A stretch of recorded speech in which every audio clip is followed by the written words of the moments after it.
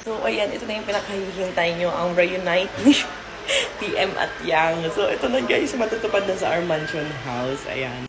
Ayan na, pasok ka na doon. So, ayan, may surprise kami sa inyong lahat. Dumating na si TM! Oh, pasok ka dito sa kanila. Ayan. Ayan, pasok ka na doon. Lapit ka sa kanila. So, dito muna sa boys dito. Dulo na natin si Tiang. Alam ko namang na-miss mo siya.